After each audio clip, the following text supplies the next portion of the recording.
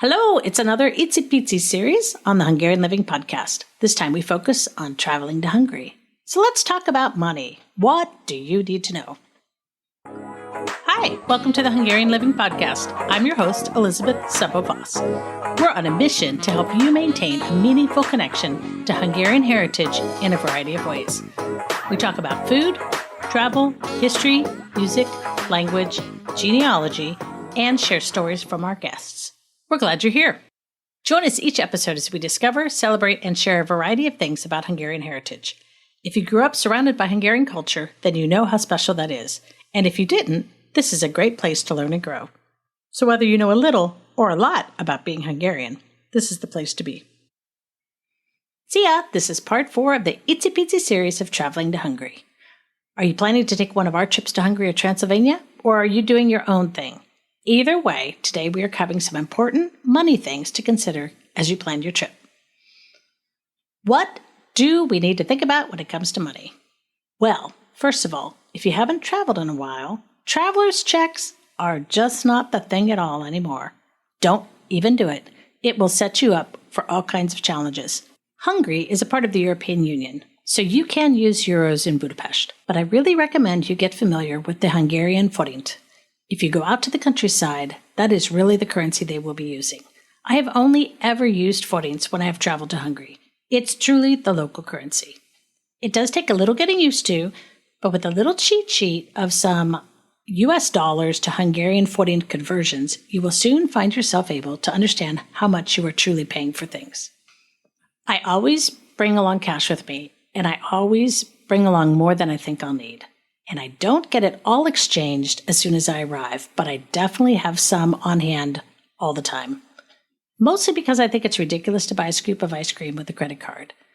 But I think there's also a lot of little vendors that don't always take credit cards, and so you're going to miss out on a cool little opportunity because you don't have a couple of bucks at the ready. When you're out in the countryside and you visit small vendors, believe me, it is rare that they are set up to receive credit cards. You know, every transaction comes with a fee that gets assessed to that little business. Do yourself a favor and do them a favor, and pay in cash when you can. I never exchange money at the airport.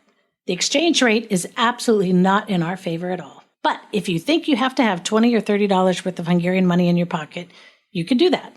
But unless you are flush with cash, you should not go that route for all of your large exchanges. There are money exchange places all over Budapest, and the rates are much better than that at the airport. Personally, I would rather be generous with my money in other ways and not at the airport. Get your money exchanged in Budapest before you go to the countryside. It isn't so easy to find places to exchange money once you leave the big city. It isn't impossible, but it is just a good idea to have it all settled before you leave town. You might actually be able to get some money exchanged through your bank before you leave. I have never done that, so I don't know about the exchange rates or fees associated with that. But if you want to explore that option, it might be one that works for you. Just be ready to do that at least a month in advance. You need to give the system time to work. I always have a credit card with me. Sometimes two, just in case one decides not to cooperate.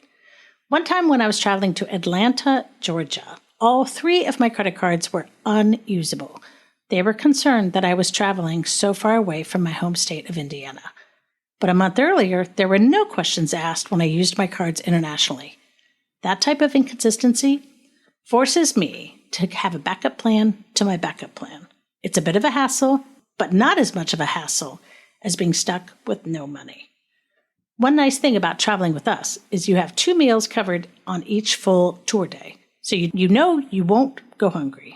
I only use Visa or MasterCard when I travel. Discover and American Express cards really aren't popular or well-known. Maybe they have high fees to the vendor. I don't know, but it isn't worth having a card along that may or may not be useful, so I just don't mess with those kinds of cards. I always contact my credit card company and tell them all the countries I will be traveling to and when. Even the countries I will have a layover in at the airport, I am sure to mention. You just never know when a short layover will become a long one. If you haven't set up a PIN code for your cards, I would recommend it.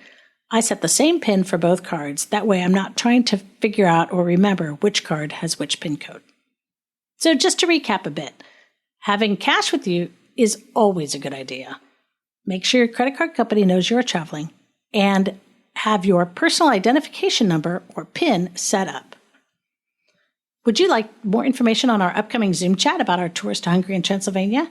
It's free and there is no obligation to sign up for a tour. It's just a way for you to meet us and see if our tour structure is something that works for you. Email tours@magyarliving.com for a link to the next session coming up. That's tours@magyarliving.com. Thanks for listening. If you enjoyed this podcast, stay tuned for part 5 of the icipici edition of the Hungarian Living podcast, all about traveling to Hungary. We also have icipici podcasts on getting started with genealogy and getting started with Hungarian. Be sure to check them out wherever you listen to podcasts. Are you interested in traveling to Hungary or Transylvania? This episode is sponsored by Magyar Living Tours. Interested in visiting Hungary or Transylvania but don't want to deal with all of the details? Our tours are typically 13 nights long and include all hotels, transportation, an English-speaking guide, 2 meals each full day, and a wide variety of activities. Come, see for yourself. Visit magyarliving.com to learn all about the details about our upcoming tours. Thanks for listening. If you enjoyed this episode of the Hungarian Living Podcast, please share it with someone you know who loves their Hungarian heritage. Special thanks to Stephen Cicek and the Animal Cannibals for the show music. Check out our show notes for links to resources mentioned in this episode. If you have a question or comment, we'd love to hear from you at podcast@hungarianliving.com.